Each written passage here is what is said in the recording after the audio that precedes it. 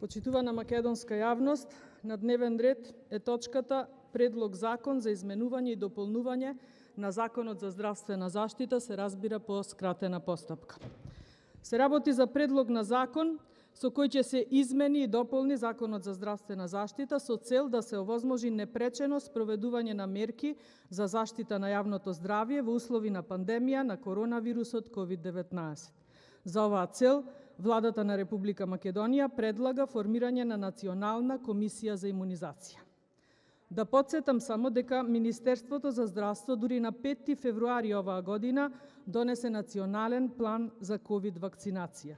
Ова значи дека СЕПА и планот и комисијата за имунизација ни се задоцнети. Овој закон за формирање на Национална комисија за имунизација, наместо да биде поднесен во декември минатата година, истиот требаше да биде готов, изгласан и спроведен многу порано. Истото го мислам и за Националниот план за имунизација.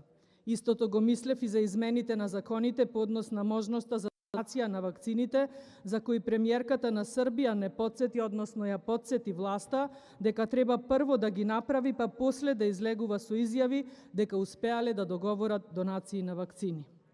Од тогаш до денес пројдоа скоро 2 месеци, а ние се уште немаме купено вакцини и се уште чекаме милостината од нашите соседи. Последните официјални бројки за COVID-19 статистиката се од вчерашен датум и тие ни кажуваат за нови 1293 случаи на заразени со COVID-19 и на 24 починати, или вкупните бројки на COVID статистиката во Македонија говорат за вкупно 115.222 заразени и вкупно 3.388 починати, заклучно со вчерашниот датум. Затоа велам дека се е презадоцнето и се е ненавремено. А за секоја една работа, но особено во здравството, секоја ненавремена и недобро планирана акција или интервенција значи човечки живот. Кај нас во Македонија, ненавремената и недобро осмислената проекција за справување со борба со ковид пандемијата не чини 3.388 човечки животи. Во овој денешен предлог на закон, пратениците на ВМРО, ДПМН и коалицијата интервенираа со вкупно 3 амандмани и истите беа прифатени од страна на министерот Филипче, како и изгласани од страна на мнозинството во Комисијата за здравство, која е од редовите на пратениците на ДУИ и коалицијата на СДСМ. Нашите амандмани се однесуваа на допрецизирање на критериумите за членување во Националната комисија за имунизација.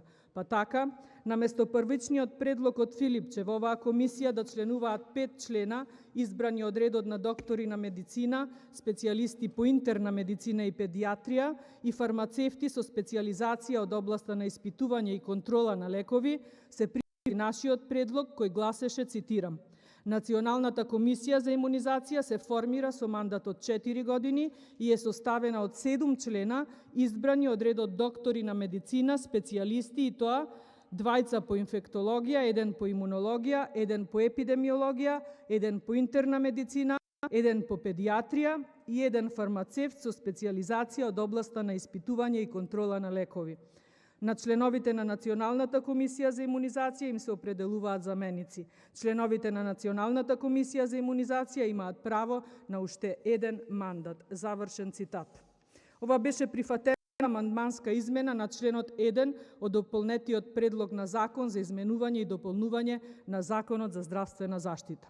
Исто така, со предлог амандмани направивме дополна и на членот 4 од предлог законот, со кој во членот 285 од постоечкиот закон по ставот 2 се додадоа 5 нови ставови, од кои 7-миот став го дополнивме, па сега целосно гласи, цитирам: Со планот за мобилизација од став 3 на овој член можат да бидат опфатени и здравствените работници, здравствените соработници и помошно-техничките лица, вработени во приватните здравствени установи или вработени во други правни лица, приватните специјализанти и приватните субспецијализанти и невработените здравствени работници и здравствени соработници, зашто истите би биле ангажирани со договор за меѓусебни права и обврски од страна на здравствената установа во која ќе бидат распределени. Нашата интервенција во овој став беше да се прецизира дека сите здравствени работници кои би биле мобилизирани заради справување со ковид пандемијата, без разлика дали се вработени или не, за истото ќе бидат ангажирани со потпишан договор за меѓусебни права и обврски.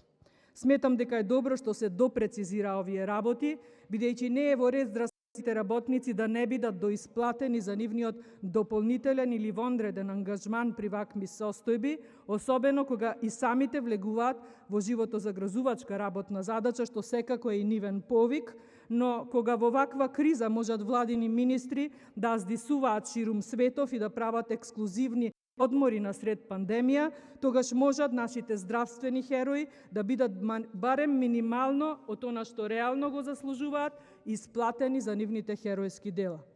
Како што споменав и претходно, ова е задоцнет предлог на закон, но бидејќи кај нас се, па и вакцините ни доцнат, може да речеме дека сепак некогаш е подобро отколку никогаш.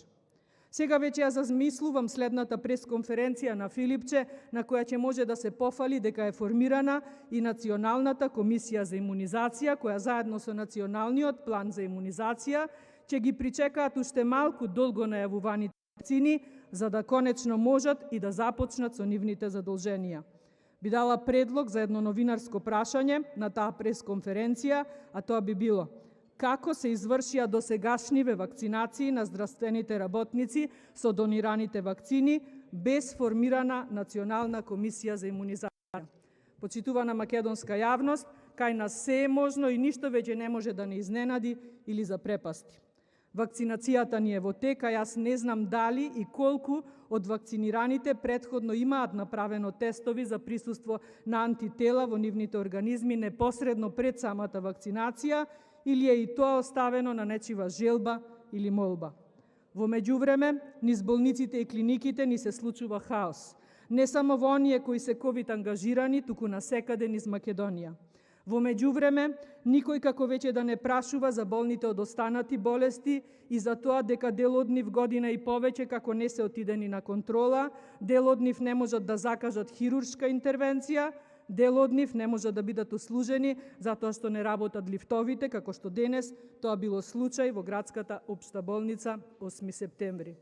Во меѓувреме, и онака колабираното здравство ни отиде во неповрат и се бројат само жртвите од корона, а не се бројат жртвите од мозочни и срцеви инфаркти, жртвите од канцерогени заболувања, жртвите од грип, или никој и не помислува какви жртви и трауми ќе имаме сите ние како последица на сета оваа психопандемија која дополнително ни се случува во нашава Македонија.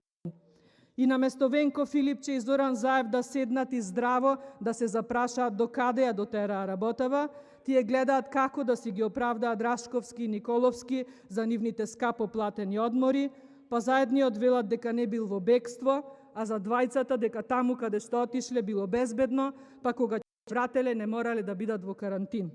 И да бидат, и да не бидат во карантин, со нив или без нив, ние веќе 4 години како да сме во карантин. Ама овој наш 4-годишен карантин не чини преку 60% задолжување, не чини преку 3300 починати и ќе не чини уште многу години за крепнување и влечење во кал. И додека ние денес расправаме по однос на Националната комисија за имунизација, вечер сигурно ќе слушнеме за двоцифрен број починати и 4-цифрен број новозаразени. Додека ние денес расправаме за Национална комисија за имунизација, некој си се подготвува за конгрес викендов и се дури не заврши тој конгрес, Венко Филипче и Жарко Караджовски не смеат да помислат на поригорозни рестрикции. За тоа треба да добијат дозвола од најголемиот експерт. Без неа, ни поплаките од градоначалниците не смеат да се уважат. Мора прво да се реши статусот на Заев, после тоа ќе се седне на маса. Само би ве подсетила дека за 10 дена после вашиот конгрес треба да започне и вашиот попис. Што со него? Дали до тогаш ќе се договорите и со короната да забави малку, или пак ќе имате храброст да одите и да ги попишете овие преку 3300 семејства со починати од COVID-19. Доколку една од овие две работи, макар ја сторите, јас лично ќе ви честитам на храброста, односно на вашата дрскост. Ви благодарам за вниманието.